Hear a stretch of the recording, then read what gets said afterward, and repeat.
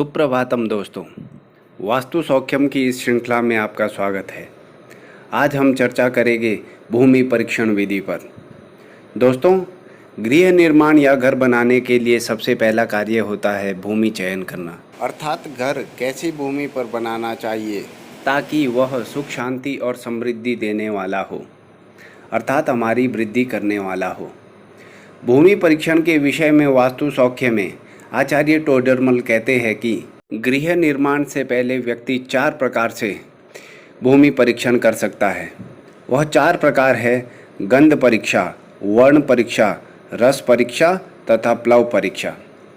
गंध परीक्षा भूमि की गंध के आधार पर, अर्थात भूमि से कैसी सुगंध आ रही है, इसके आधार पर भूमि परीक्षण करना चाहिए। टोडरमल ने 4 वर्गों के अलग अलग भूमि निर्देश किए हैं। उनके अनुसार ब्राह्मण के लिए मधुगंधा अर्थात शहद की सुगंध वाली भूमि शुभ होती है। क्षत्रिय के लिए घृतगंधा अर्थात घी की सुगंध वाली भूमि शुभ होती है। वैश्य के लिए अन्नगंधा, जिस भूमि से अन्न की सुगंध आती है वह भूमि शुद्ध होती है।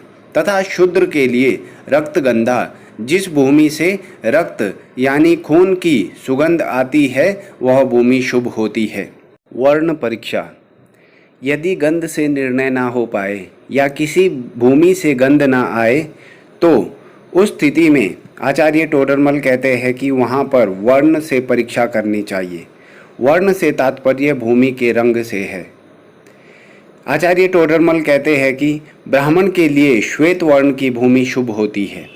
क्षत्रिय के लिए रक्त या लाल वर्ण की भूमि शुभ होती है। वैश्य के लिए हरे रंग की भूमि तथा शूद्र के लिए काले रंग की भूमि प्रशस्त मानी गई है। अब अगर ना गंध से ना वर्ण से परीक्षण हो सके तो रस के आधार पर परीक्षण करना चाहिए। यह भूमि परीक्षण का तीसरा प्रकार है। इसमें आचार्य टोडरमल कहते हैं कि ब्राह्मण के लिए मधुर रस वाली भूमि, क्षत्रिय के लिए कटु या कड़वे रस वाली भूमि तथा क्षत्रिय के लिए तिक्त यानी नीम की तरह स्वाद वाली भूमि तथा शूद्र के लिए कसेले स्वाद की भूमि शुभ या प्रशस्त होती है। यदि इन तीनों से भी परीक्षण ना हो सके तो प्लव परीक्षण करना चाहिए। प्लव से तात्पर्य भूमि की ढलान या उतराई से है। पानी का जिस दिशा में बहाव होता है उसी दिशा की वह भूमि प्लव होगी। प्लव परीक्षण जिस भूमि का ढलान ईशान, पूर्व और उत्तर की ओर हो वह सभी वर्ण वालों के लिए श्रेष्ठ होती है तथा यदि ढलान पश्चिम, दक्षिण, आग्नेय, नैऋत्य, वायव्य की ओर हो तो वह भूमि हानिकारक होती है। इस प्रकार 4 प्रकार से भूमि परीक्षण किया जा सकता है। इसके अतिरिक्त भूमि परीक्षण का एक और उपाय वास्तु सौख्यम में वर्णित किया गया है कि घर के निर्माण से पूर्व व्यक्ति को उस भूमि पर 1 हाथ लंबा, चौड़ा तथा गहरा अर्थात जिसकी लंबाई, चौड़ाई और गहराई समान हो ऐसा गड्ढा खोदना चाहिए।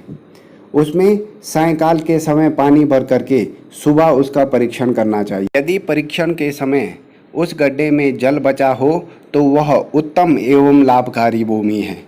यदि केवल कीचड़ हो तो वह मध्यम फलदायक भूमि होती है, लेकिन यदि उसमें दरारें पड़ी हो तो वह भूमि क्षयकारी या विनाश करने वाली होती है।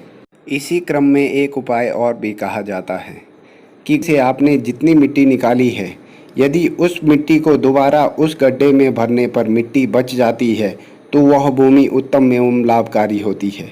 यदि मिट्टी गड्ढे के बराबर हो जाए तो वह भूमि मध्यम फलदायी होती है, लेकिन यदि मिट्टी कम पड़ जाए तो वह भूमि विनाशकारी या क्षयकारी होती है। इस प्रकार वास्तुशास्त्र में भूमि परीक्षण के विषय में कहा गया है। श्लोक देखेंगे।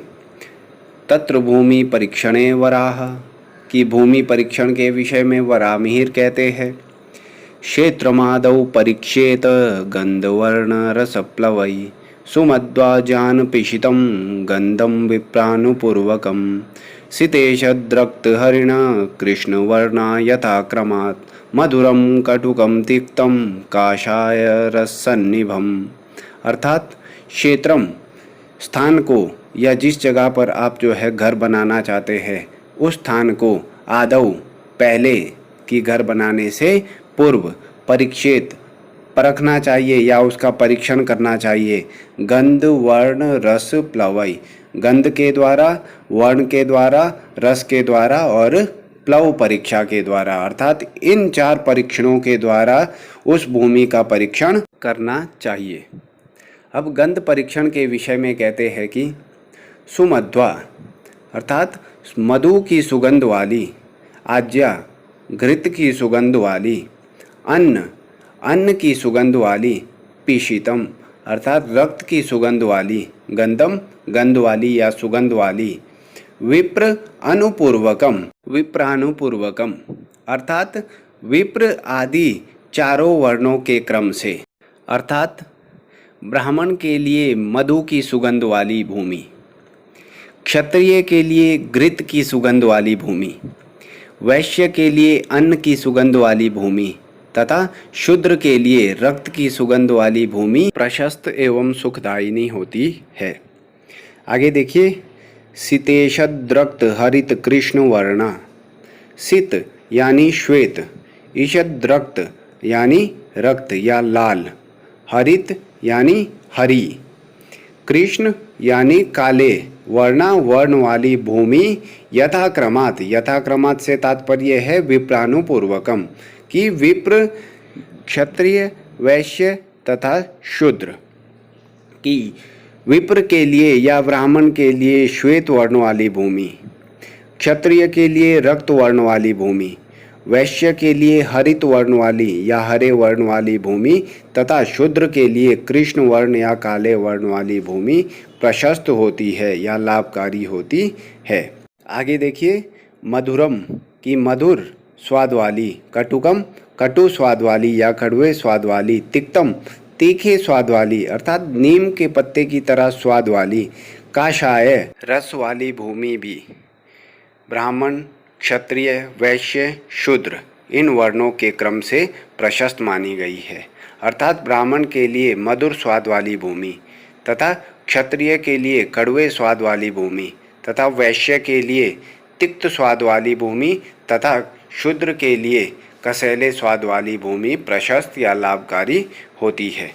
अब प्लव परीक्षण के विषय में कहते हैं कि अत्यंत वृद्धिदम नृणाम ईशान प्रागुदक प्लवम अन्य दिक्षु प्लवम तेषाम शश्वदत्यंत हानिदम, अर्थात अत्यंत वृद्धिदम अत्यंत वृद्धि देने वाला, नृणाम मनुष्यों के लिए, ईशान ईशान कोण, प्राग पूर्व दिशा, उदगम उत्तर दिशा का या उत्तर दिशा की, प्लवम प्लव भूमि, अन्य दिक्षु अन्य दिशाओं में, प्लवम भूमि का प्लव होना अर्थात उत्तर पूर्व तथा ईशान कोण को छोड़कर दक्षिण पश्चिम आग्नेय कोण, नैऋत्य कोण तथा वायव्य कोणों की तरफ भूमि का प्लव होना अत्यंत हानिकारी होता है। यथा तेषाम उनके लिए, शाश्वत निरंतर, अत्यंत अत्यंत, हानिदम हानि को देने वाला या अलाभकारी होता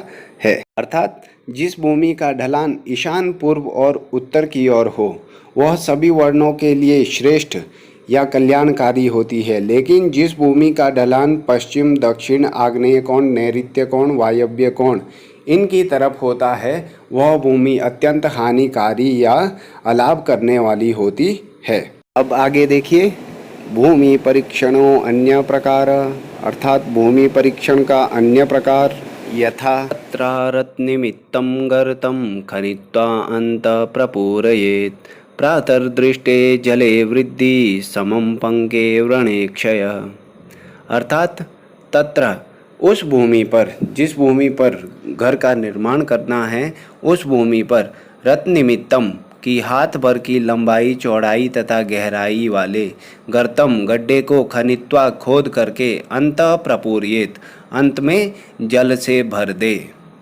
प्रातर्दृष्टे प्रातः देखने के समय या परीक्षण करने के समय, जले वृद्धि अगर उसमें जले जल है तो वह जो है वृद्धि को देने वाली भूमि है, समम पंके यदि पंक है या कीचड़ है तो वह कैसी है? समम, यानी सम एवं मध्यम भूमि है। वह ना सुख देती है ना ही हानि करती है, वह मध्यम प्रकार की भूमि होती है। व्रणे क्षय, व्रण होने पर या भूमि में दरारें पड़ने पर वह भूमि क्षयकारिणी या अलाभकारी होती है। अर्थात परीक्षण के समय जिस भूमि में पानी हो वह उत्तम किस्म की भूमि तथा जिस भूमि में केवल मात्र कीचड़ हो वह मध्यम किस्म की भूमि तथा जिस भूमि में पानी सूख गया हो और ज़मीन पर दरारें पड़ गई हो वह किस्म की भूमि होती है। इस प्रकार भूमि परीक्षण के विषय में वास्तु सौख्यम में आचार्य टोडरमल ने वर्णन किया है।